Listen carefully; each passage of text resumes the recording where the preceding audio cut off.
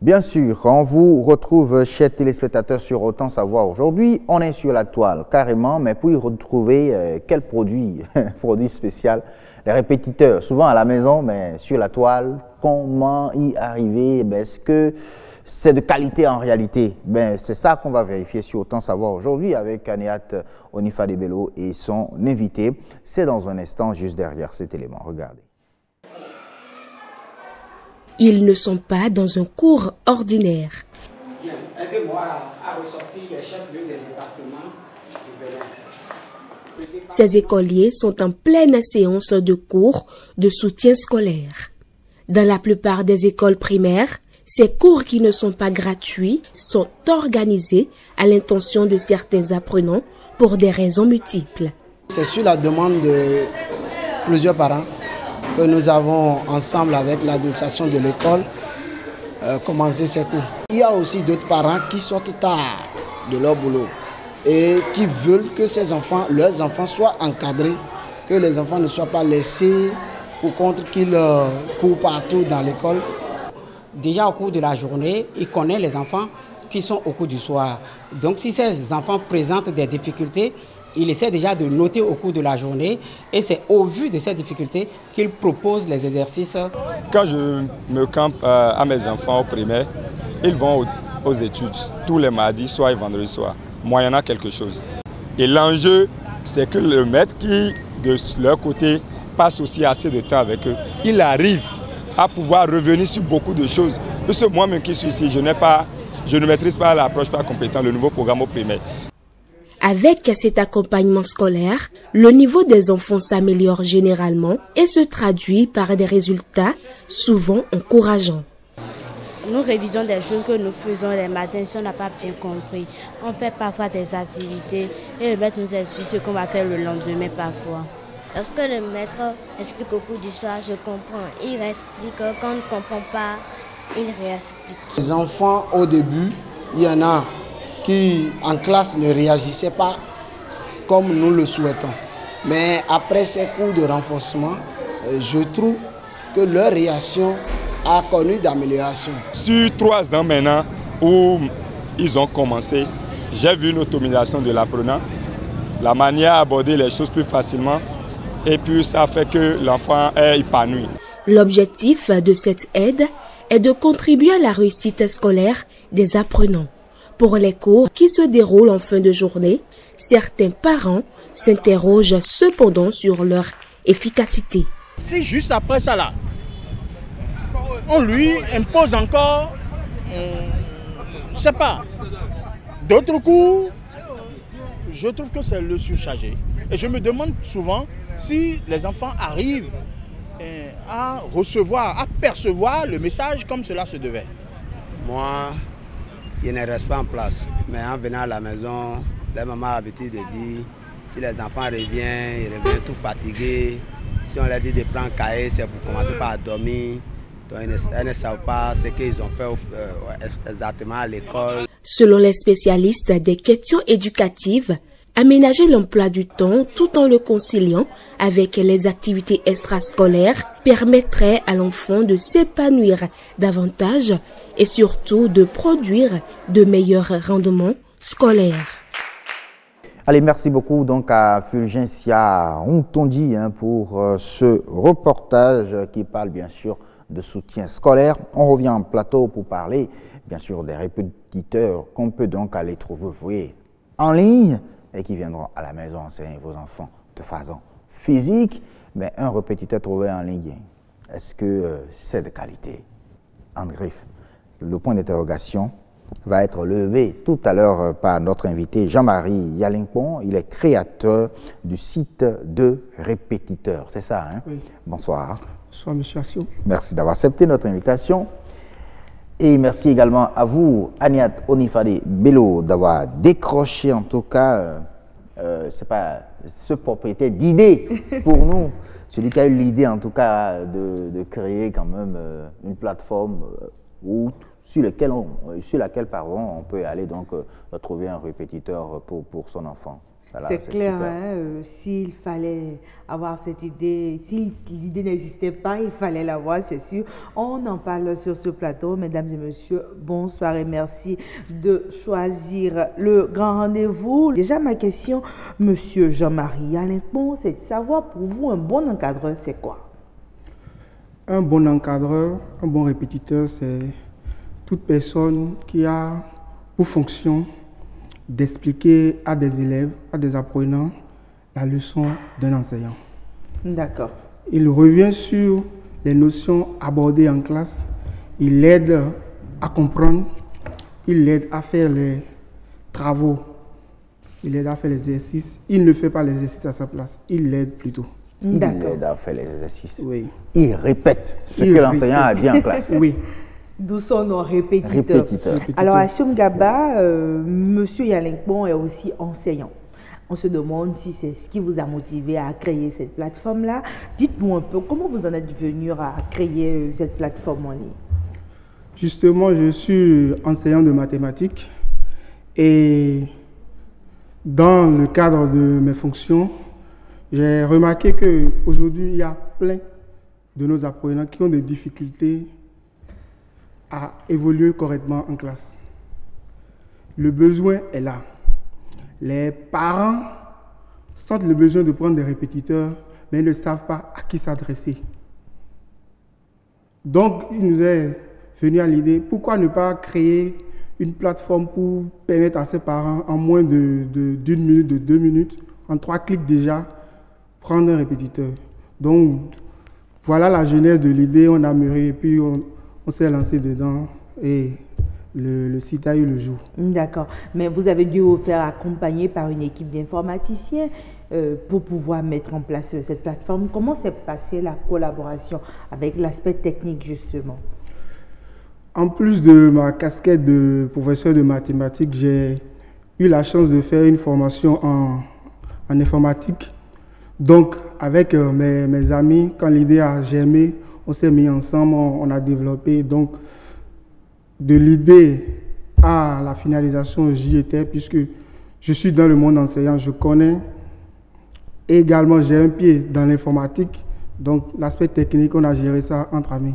D'accord, mais quand on parle souvent de dématérialisation, souvent on est réticent ici au Bénin. Est-ce que vous pensez que selon notre société, un parent d'élève qui va avoir son encadreur en ligne va y croire forcément?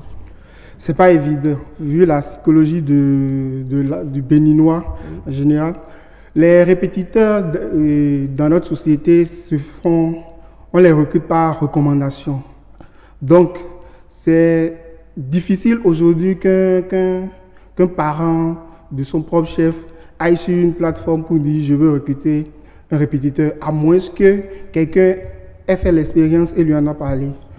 Donc, notre objectif aujourd'hui, c'est d'amener les parents à nous faire confiance pour aller sur la plateforme. Donc, dans cet objectif, on a mis tout un système en place pour que les parents ne soient pas déçus. Une fois qu'ils sont sur la plateforme et qu'ils ont fait l'expérience, qu'ils puissent recommander la plateforme à leurs voisins, à leurs amis. Et ça dit déjà qu'il y a des parents qui ont essayé votre plateforme, qui en sont satisfaits et qui l'ont peut-être déjà recommandé. Est-ce que ça marche vraiment? Ça marche. On ne me dira pas que ça marche, il y a très bien, puisque vu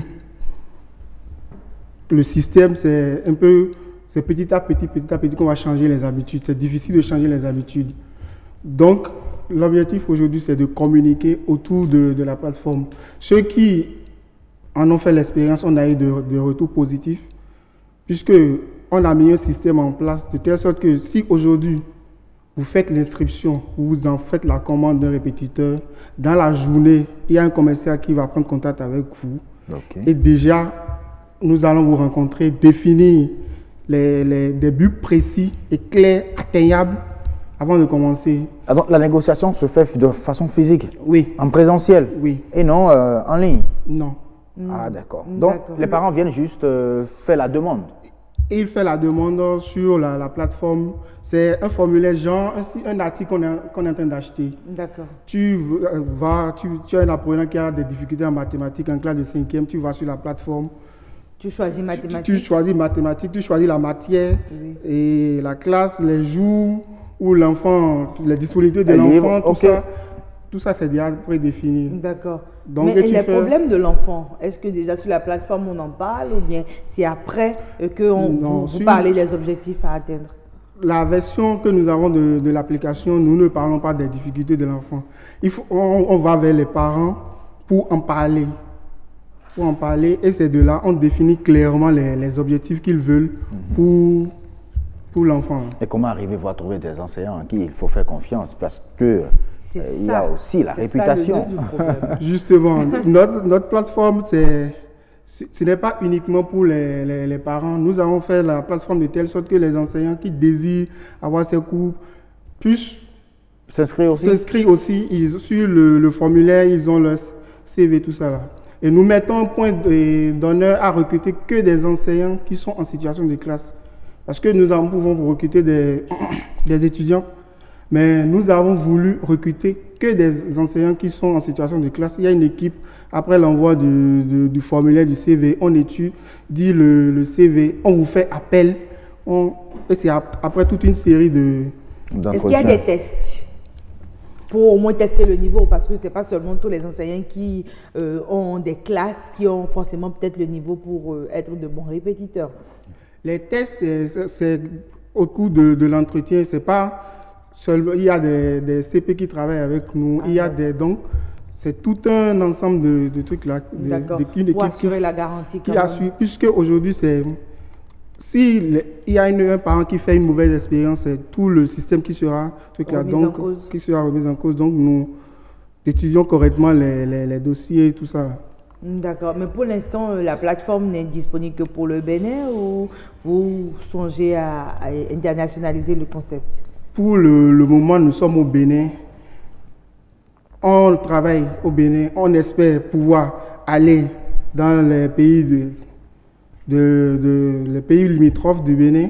Mais pour le moment, nous consacrons nos efforts au Bénin et quand l'idée va prendre, on espère internationaliser. Mais dites-moi, vous gagnez quoi à mettre en place une plateforme pour faire recruter des répétiteurs? Vous gagnez quoi, vous? Puis ce n'est pas vous-même qui allez forcément sur le terrain encadrer les enfants. Oui, nous, notre business plan repose sur ce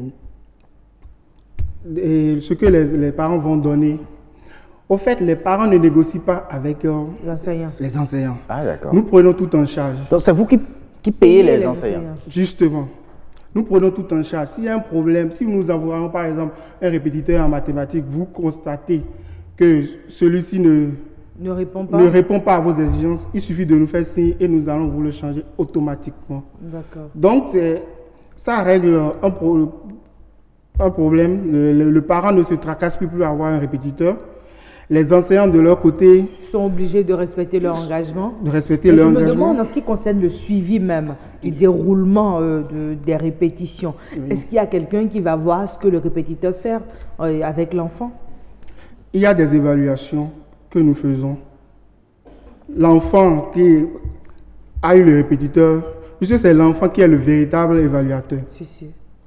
Si j'envoie un répétiteur à la maison et que l'enfant n'est pas réceptif à l'enseignement du répétiteur, il va le faire savoir. Le meilleur évaluateur, c'est l'enfant. C'est l'enfant. C'est l'enfant. Quelqu'un d'autre vous dirait que ce sont les notes de l'enfant. Si on prend un nouveau professeur de mathématiques et que l'enfant a de meilleures notes, on se dit tout de suite que c'est à cause du répétiteur, mais vous allez au-delà. C'est pas évident que ce soit, parce qu'il y a un processus, les notes ne changent pas du jour au lendemain. D'accord.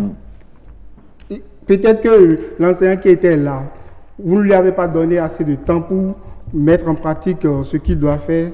Et peut-être quand l'autre est venu, c'est en ce moment que l'enfant a eu le temps de pouvoir assimiler ce que l'autre lui a appris. Bon, voilà, ça peut arriver. Donc, les notes ne sont pas à titre indicatif. Non, le meilleur évaluateur, c'est l'enfant, vraiment. Oui, c'est l'enfant. Si vous faites bien votre cours, c'est l'enfant qui dira « Ah, le professeur là, il est bon. » D'accord. Alors, à Siom Gaba, nous avons voulu montrer qu'au Bénin, ça bouge énormément avec le numérique et qu'il n'y a aucun secteur, comment dirais-je, qui se laisse dépasser. Ouais. Aujourd'hui, alors, c'est possible pour des parents de pouvoir avoir des répétiteurs en ligne. Je crois que c'est quand même une innovation qui méritait d'être partagée. Tout comme le grand rendez-vous n'est pas épargné, et puis c'est souvent en ligne aussi. Sur YouTube, vous pouvez aller voir le grand rendez-vous sur le site web de l'ORTB.bj. Vous aurez donc tous les numéros du grand rendez-vous là-dessus.